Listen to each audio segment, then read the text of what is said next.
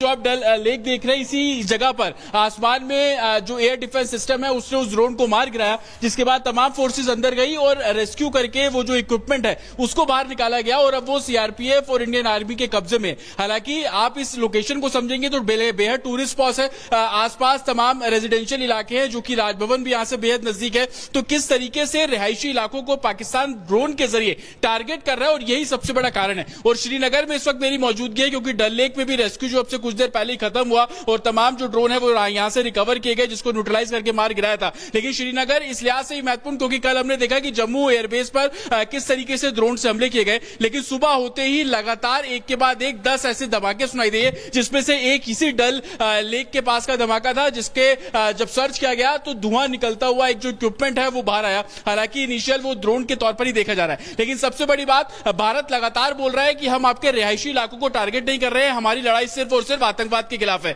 लेकिन पाकिस्तान क्या कर रहा है? पाकिस्तान उन इलाकों को टारगेट कर रहा है, चाहे वो एलओसी पे सीजफायर वायलेशन के दौरान रिहायशी इलाके हो, आम लोगों के घर हो, या उन इलाकों पे ड्रोन हमले कर रहा है जहां पे लोग रहते हैं, आबादी लोगों की सबसे ज्यादा है, मिलिट्री इक्विपमेंट्स पर उसका टारगेट करने का इरादा के खिलाफ है, उन्हीं के अड्डों को तबाह किया जा रहा है। लेकिन पाकिस्तान उससे बहुत आगे निकल गया है। आज जो प्रेस ब्रीफिंग हुई है उसमें बताया गया कि हमारे यहां पर भी एयरबेस को नुकसान पहुंचाने की कोशिश की गई, लेकिन भारत ने मुंह तोड़ जवाब दिया है। अनामिका, बारामूला में आप मौजूद है, वहां पर किस तरीके से स्थिति?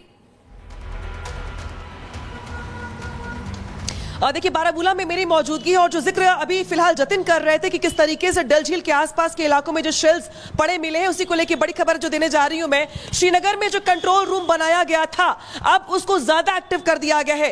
बाकायदे श्रीनगर डीसी की ओर से एक हेल्पलाइन नंबर जारी किया गया है और वह हेल्पलाइन नंबर जारी करते हुए लोगों से यह अपील की गई है कि वो अपने घरों के आसपास या कहीं पर भी कोई शेल या कोई मलबा या कोई पार्ट्स देखे, किसी भी चीज का जो उन्हें संदिग्ध लगे, उसके बारे में वो कंट्रोल रूम को इत्तला करें। कंट्रोल रूम से बाकायदे इसके लिए नंबर जारी किया गया है। साथ ही यह भी कहा गया है कि अगर आप इस पूरे के हमले में अगर कुछ हो भी जाता है, छत को, घर को, खिड़की को, दरवाजे को या आपको, तो उसके बारे में भी आप डीसी ऑफिस में जो कंट्रोल रूम बनाया गया है उस पे कॉल सेंटर पे कॉल नंबर पे जो जारी किया गया उस पे कॉल करके इन्फॉर्म करेंगे, बताएंगे। आप उस पार्ट्स को उठाएंगे नहीं, छुएंगे नहीं। अपने आसपास के पुलिस स्टेशन हो या फिर आपको अगर सेना के जवान दिखाई दे तो उनको आप इन्फॉर्म करेंगे। अगर कोई नजर नहीं आता है आपको अपने आसपास तो आप इस दिए गए नंबर पे कॉल करेंगे। इसके अलावा श्रीनगर कॉल सेंटर से या फिर अगर यूं कहे तो कंट्रोल रूम से बाकी जो जिले हैं आसपास के, उनको भी इंफॉर्मेशन अपडेट की जा रही है कि अगर आपके इलाके में भी, अगर आपके जिले में, ये हमारे पास बड़ी खबर मिल रही है, क्योंकि पाकिस्तान के जो झूठे दावे हैं उनकी आज पोल खोल दी है। भारत की सेना ने, पाकिस्तान कह रहा था कि S-400 सिस्टम को ऐसा कर दिया, वैसा कर दिया, लेकिन पूरी तरह सुरक्षित है और पाकिस्तान के ड्रोन हमले को बराबर इंटरसेप्ट कर रहा है हमारा एयर डिफेंस। ये भारतीय सेना ने जानकारी दी है। खास मेहमान लगातार हमारे साथ मौजूद हैं। अखिलेश जी, मैं आपके पास आ रहा हूँ। ये जो वॉर में हम आमतौर पर देखते हैं, ये कोशिश की जाती है, लेकिन हम इस फेक न्यूज़ को बता भी रहे हैं और इसका पर्दाफाश कर रहे हैं और सच क्या है वो भी दिखा रहे हैं, जो भारतीय सेना ने तस्वीर जारी की। देखिए, ये बहुत ज़रूरी है, क्योंकि जो पाकिस्तान की प्रवृत्ति है वो हमेशा फेक न्यूज़ फैलाएगा। वो इसलिए क्योंकि उसे अपनी कंट्री में फेस सेविंग करनी है अपने लोगों के सामने।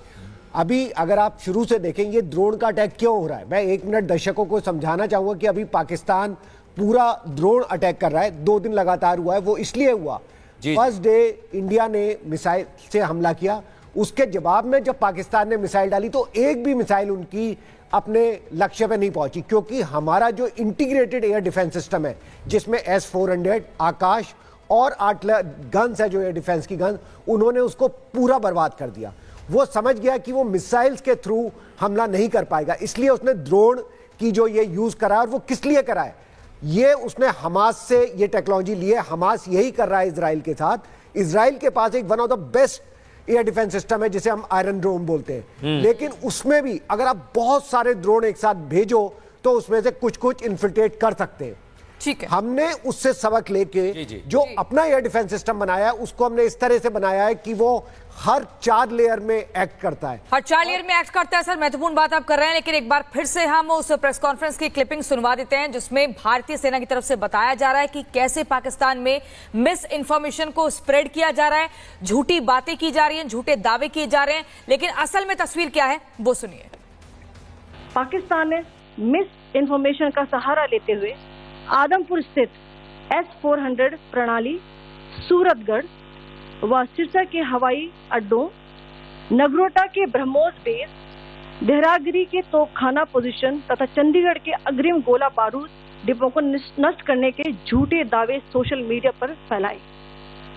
भारत इन फॉल्स नैरेटिव्स को पूर्णतः खारिज करता है।